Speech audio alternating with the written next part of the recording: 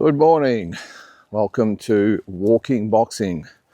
It is Friday, September 19th, 2025. And the day after I thought, entertaining fight night.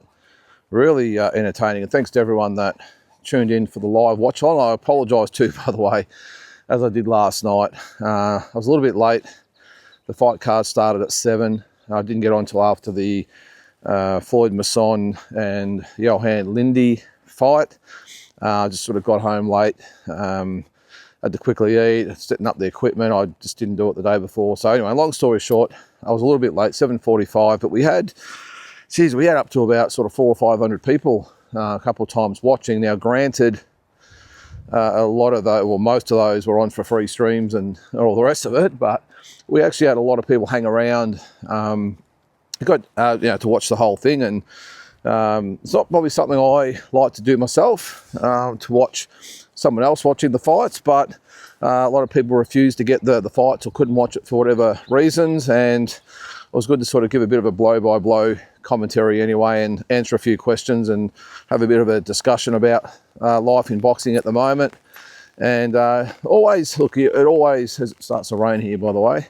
Look, the thing is, when you have a show like I did last night, there's always you get a lot of people that don't normally necessarily follow you all the time or subscribe to you, and they jump in and, they have a little bit to say, but we sort them out pretty quick anyway. I love having all the people on watching and discussing everything, but there are some people that just like to cause a bit of trouble. So anyway, we sorted them out, and again, thanks to everyone that tuned in. All right, just quickly on this day, just one today I'll go through, and that was Floyd Money Mayweather back in 2009. Stop here, buddy. It's a narrower road here. 2009, Floyd Mayweather defeated Juan Manuel Marquez. Now, if you remember that, Floyd had been out for a couple of years, or almost a couple of years, and look, the style with Marquez was all wrong to trouble Floyd Mayweather. You're never going to beat Floyd Mayweather with Juan Manuel Marquez's style. He's a great fighter, of course, was Marquez. But as I said, it's very difficult to beat Mayweather with that sort of counter-punching, cautious sort of style, I suppose, that Marquez great fighter, don't get me wrong. One of the best counter-punches you'll ever see, but Floyd Mayweather, you cannot sort of outsmart him, and wasn't the greatest fighter. It was a little bit boring, but it was great to have Floyd Mayweather back. So I don't think he'd fought since he'd beaten Hatton, I think, had he, in 2007. And after that, he went on to probably have, 8 or 9 fights. So that was what happened on this day in 2009. Now on to last night's fights. Look, I will admit, it started a little bit shakily. Is that the word? Shakily? If it's not, I've just created it anyway. I had vibes of the last show, if I'm being honest. When the first couple of fights started, we had, I'll get the card up just so I don't forget anyone. Where are we? All right, so I started off with Matthew Hosking and Lance McDonald. Now, Lance McDonald has probably already got himself a bit of a cult following after the weigh-in antics. He let's just say let it all hang out at the weigh-in. Left nothing to the imagination, let's say. But I must admit, when the fight started, I thought, oh my God, where did they find Lance? But he was tough. He hung in there. He took some punishment. Matthew Hosking's not a bad sort of young prospect, and he did okay. Lance McDonald, look, he pretty much lost every round. Actually, I don't know whether they've got the decision on here. I won't bother. But Matthew Hosking, trained by Ozan Craddock up there in Brisbane. Yeah, looks a really good prospect. And Ozan doing some great things with his gym up there, and just did what he had to do. He punished Lance McDonald for the whole fight, and got a really well-deserved decision over Lance McDonald. And credit to him for actually lasting the distance, because I didn't think he would. I thought after the first round, although this was going to end one way, and even though he didn't come close to winning a round, I thought he was tough and game, and full credit to him, at 37 years of age, to jump back in the ring. So well done, Lance McDonald, and obviously especially to Matthew Hosking. And with a last name like that, of course he can fight. I'm just joking, of course. The next fight was Danny Keating and Sachin Nortje. Well, this is the fight that probably gave me vibes again of the first card. Look, it was over in about 30 seconds, wasn't it? The Indian Nortje decked with the right hand to the body. Look, it's probably easy to say that it was just poor matchmaking and a mismatch and everything else, but we never really got to see anything of Nortje. Danny Keating, I mean, a good shot to the body, straight right hand, which is something you don't normally see with body shots, is straight shots to the body stopping someone. Normally it's a hook to the body or a rip or whatever you might want to call it, but it was all over that, just that one straight shot to the body. Now, look, even though I only saw less than a minute of him, I didn't actually mind the look of Danny Keating. I think his style was really stand up, and his stance was good, and he looked like he had good range, and and the way he delivered that punch was really good as well. I'm not sure actually. I won't go to his record because I'll no doubt stuff up the other page I'm on. But yeah, I think he's going to show something. Again, it's impossible to see exactly how good he is because of what happened, but from what I saw in the limited time, I think he actually looked okay. So we'll keep a lookout on Danny Keating. The next one was Ken Aitken and Sonny Knight. Good fight, really good fight. Ken Aitken, of course, was supposed to fight Brock Jarvis. Brock was injured. I don't know what this dog's doing here. And Sonny Knight, to his credit, stepped up. So well done to him. And it was a good fight. I thought Ken Aitken won the fight, but it ended up being a split decision, which is a feather in the cap for Sonny Knight to turn up on 2 days' notice against a guy that was training for Brock Jarvis. I thought he did pretty well. Look, it wasn't the most skillful fight. I don't think any or either of the guys, come here, man, either of these guys are probably going to be at the world level anytime soon. But that doesn't matter. It doesn't matter. Not everyone can be challenging for world titles and knocking on the door of, top 15s and all this sort of stuff. So I thought it was a good, solid fight between two very, very well-matched guys and entertaining. So well done to Ken and Sonny. Then the main card, was it the main card? I can't even remember what was what, to be honest, but Floyd Masson with the win over Johan Lindy. Floyd Masson, I didn't realise this was... I'm not sure whether it was actually planned that it was going to be at heavyweight or it was a last-minute thing with Lindy when he came in as a heavyweight that Floyd Masson put on some weight and went up. I'm not quite sure because come here, man, let's go. Come on, do your thing. Good boy. Come on. No. Do it somewhere else. We'll keep moving. Just peas on every single tree that we come across. But yeah, look, ended up being a good test for Floyd Masson. The only thing is I hope he's probably not going to stay at heavyweight because he looked pretty small. Lindy is a big heavyweight as well, big guy, Olympian as well, so he can fight. And I thought Floyd Masson pretty much dominated the fight and looked good. I'll say it again. I would like to see Floyd Masson fight Joe Pataia, only if Pataia is looking for a good, solid homecoming. Well, I say homecoming opponent. His last, 2 fights have been in Australia, and the next one will be as well. But a good sort of homegrown type of clash that would probably get a lot more of attention than some of his other fights have. I like it, and I really think that, again, you can disagree with me, but I think Floyd Masson would give a hell of a lot better fight than Nyika and Squayo, and probably what his next opponent will, Sin Cara will. So I like Floyd Masson. I don't think he beats Jai Pataia, but I just think he's that type of guy who turns up.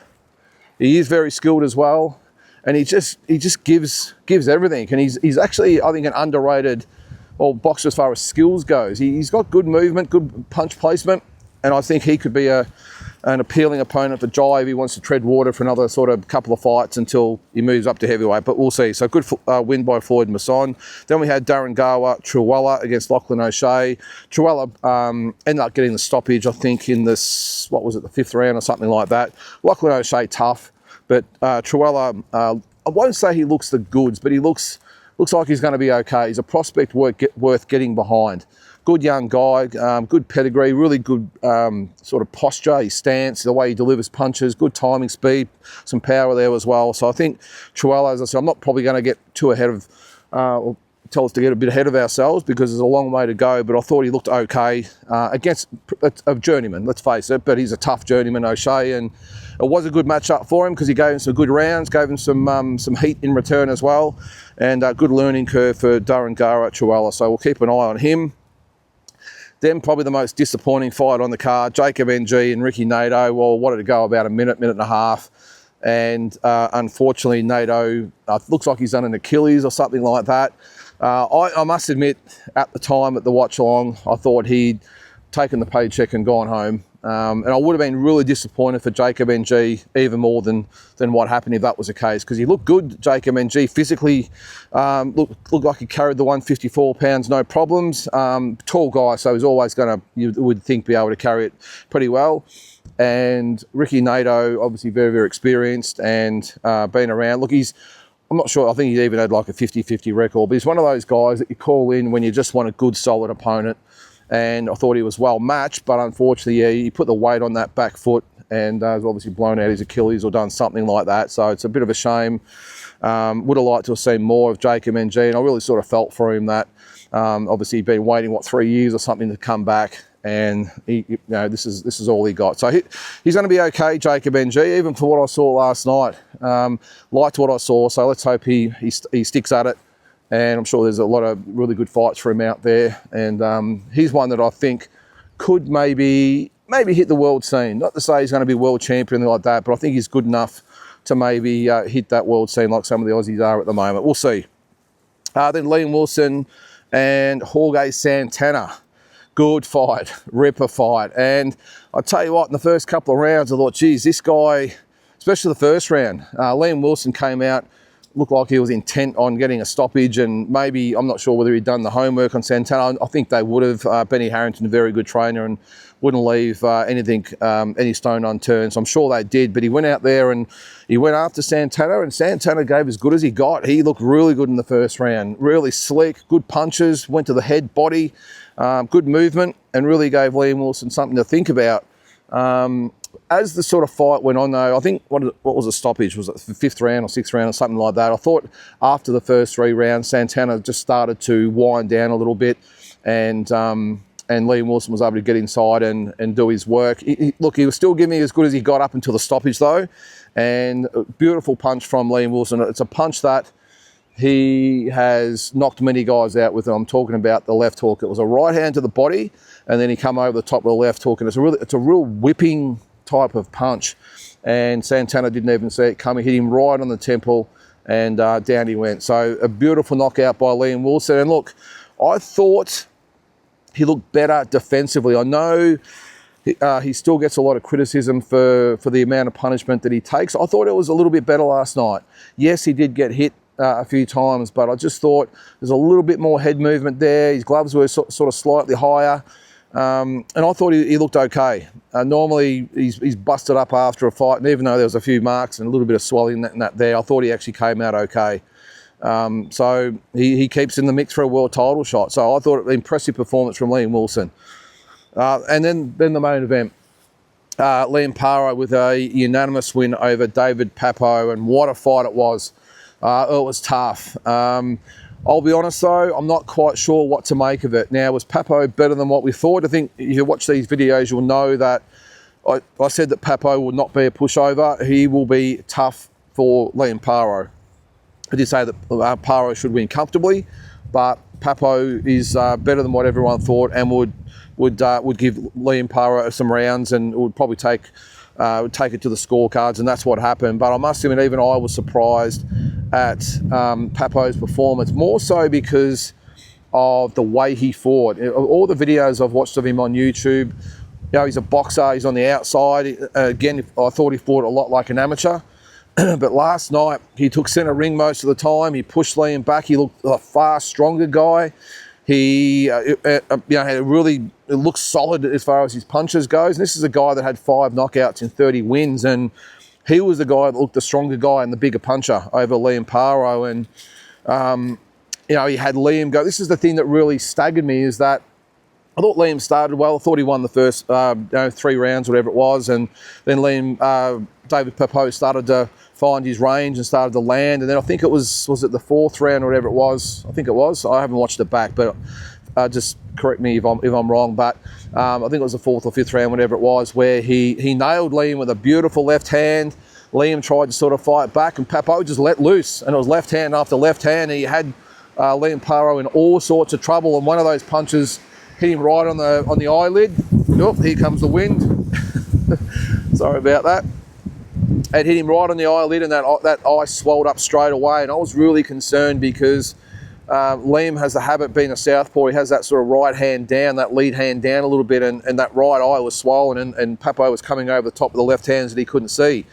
So I was a little bit concerned, especially when Liam didn't really take the time to get his composure back. He kept sort of trading with Papo, and he got nailed several times. But I think it might have been again after the 7th round that Papo had Liam Paro going again.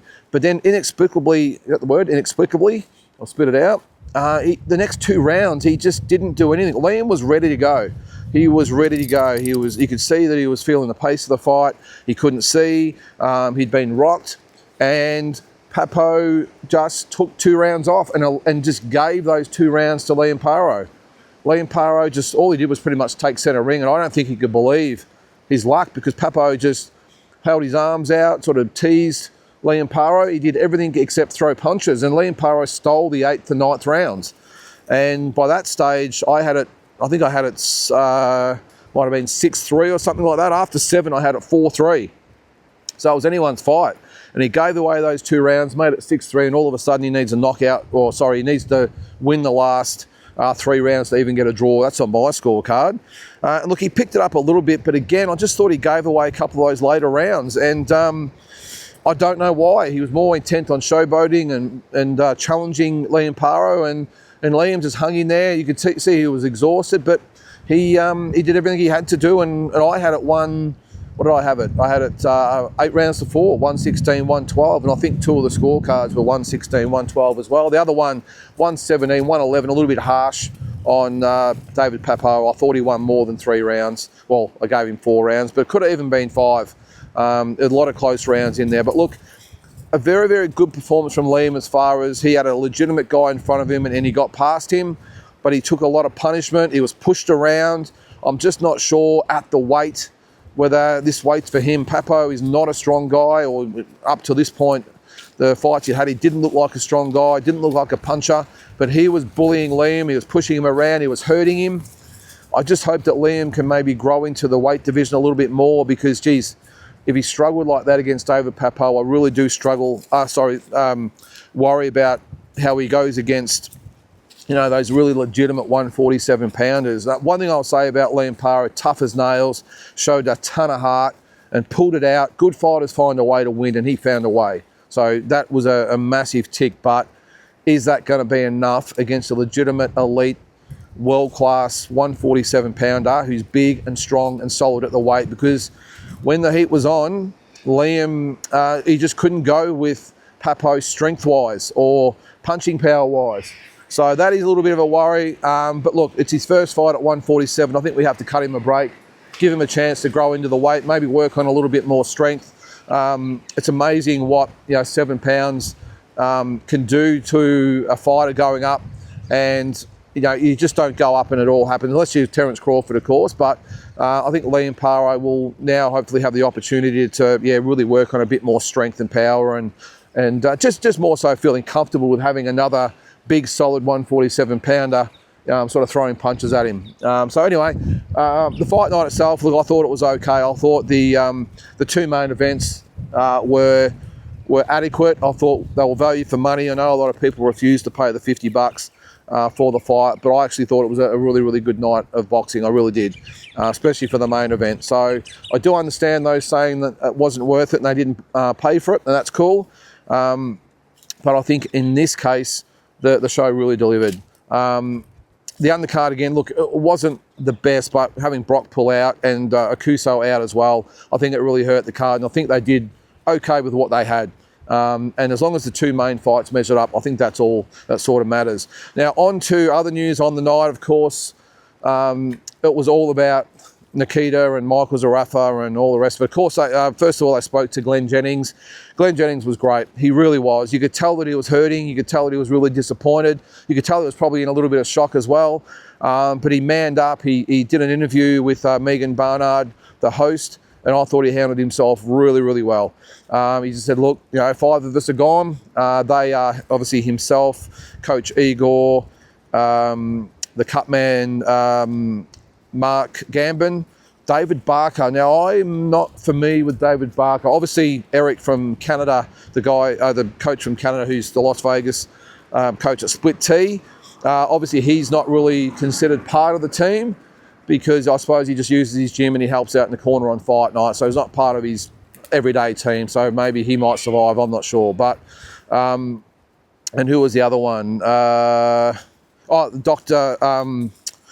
What's his name? Is it Anselin? I think it is. Really good bloke. He's the one that surprised me, but I suppose they are a package deal. If one goes, they all go. So he just said, look, it is what it is.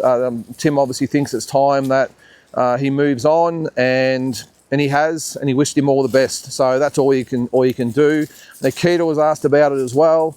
And I thought it was funny though. We did a quick interview with Glenn Jennings. He says, oh, anyway, he got sacked yesterday, but he's going to stick with him. And Glenn, you could see in his eyes when Nikita was sort of joking about it to him, he put his arm around Nikita. He looked him in the eye and said, I can't remember exactly what he said, sorry, but he put his arm around and said, mate, I'm right behind you. We'll do it all together. Whatever it was anyway. But the look in his eyes of Glenn towards Nikita, you could see that, there was still some pride there as far as his involvement with Nikita as well. And you could see he was appreciative that Nikita had stuck around. And I think a lot of people surprised maybe that Nikita has stuck with the team. Well, why wouldn't he? So far, they've done everything right by him. Him and Tim, regardless of what people might think sometimes, they are two separate people.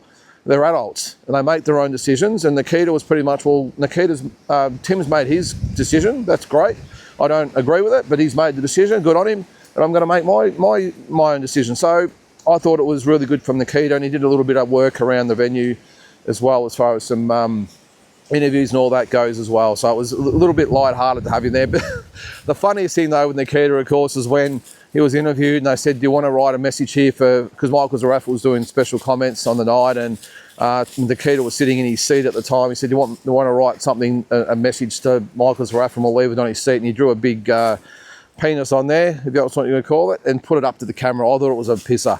And even Michael Zarafa saw the funny side of it. So, but he's a real character. But that's all they were going on about.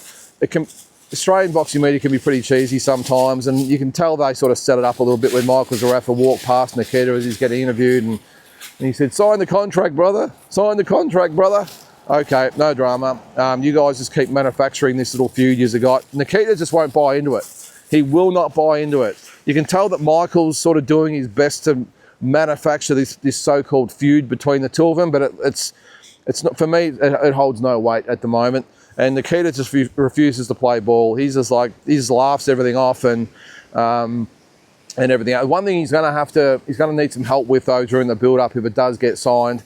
He's going to need some advice on how to probably deal with Michael as far as the shenanigans outside the ring, because Michael's going to do every single thing he can to unsettle him and make him uncomfortable and a bit awkward and everything else.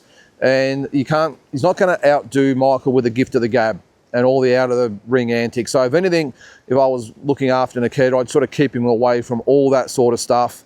And even at the press conferences and all that sort of stuff, just keep it very, very minimal as far as your question or your answers to questions go. And don't allow yourself or to be, I suppose, targeted by Michael as far as his responses and asked to elaborate and get in this tit for tat. If I was Glenn Jennings, I'd be saying, mate, one sentence answers, don't get into it. Just don't give him any ammunition, because he does struggle sometimes in that situation to get into the tit for tat. So I don't know, it's not the language barrier, of course, because he's Australian, but you know what I mean? Like he does struggle sometimes, and so Michael will exploit that. So anyway, it looks like it's going to happen in November. We will see. And one last thing, guys, before I go, the clap back from Oscar De La Hoya. You've got to watch it. I think it's the best one he's done yet. Took great delight in Canelo Alvarez's loss. Took great delight in Dana White, in his eyes anyway, failing in his first attempt at boxing. He said he wasn't interested. He's sitting at ringside. He didn't get there till late. And while he was there, he was watching the UFC on his phone. And he got stuck into him. Careful not to upset Turki Al-Sheikh, though he was. Very careful in his wording of the whole event as far as Turki goes. He did say a few times that this is not Turki's fault. Of course, you've got to keep in sweet with the main man. And yeah, I think it was his best yet. I thought it was well planned out. He had all the sound effects and little video clips and all that sort of stuff to back him up. And I thought it was great. And that's Oscar De La Hoya. And look, you can't argue sometimes. You know, a lot of people think he's a Fruit Loop and you know, he should stay off the drugs and all the rest of it. But I've just got to say, what he says is 100% true in my eyes anyway. And as he says, it's not hating if you speak the facts, and he speaks the facts. So we'll see what happens with the whole Dana White thing. But the event itself was great. Oscar was 100%, by the way, correct about the undercard.